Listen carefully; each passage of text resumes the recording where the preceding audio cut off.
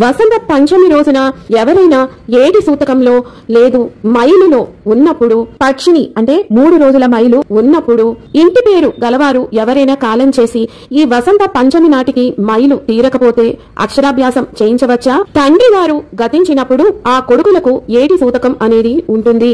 ఏటి సూతకం అంటే ఏమిటి అన్న పూర్తి విషయాలతో మన ఛానల్లో వీడియో ఉందండి. దాని లింక్ కూడా కింద ఇస్తాను, ఒకసారి చూడండి. తల్లి గనక కాలం చేస్తే ఆ కొడుకులకు 6 నెలల పాటు సూతకం అనేది ఉంటుంది. ఈ సూతకం ఉన్నప్పుడు మనం ఎటువంటి శుభకార్యాలు నిర్వహించము. కానీ వసంత పంచమి రోజున మాత్రం మీరు అక్షరాభ్యాసం చేయవచ్చును. ఈ రోజున మనకి ఏటి సూతకం ఉన్నా వారం వర్జం ముహూర్తం రాహుకాలం దుర్ముహూర్తం ఏటితోటి మనకి సంబంధం లేదు, అక్షరాభ్యాసం నిర్వహించవచ్చు.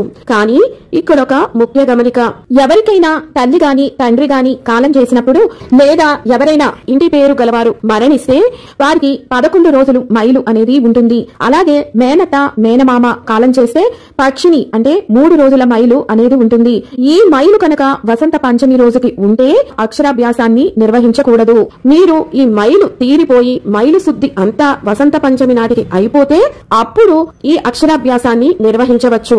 వారు అక్షరాభ్యాసం ఇక వసంత పంచమి నాటికి చేయరాదు. వారు కూడా తర్వాత మంచి ముహూర్తం చూసుకునే చేయించాలి.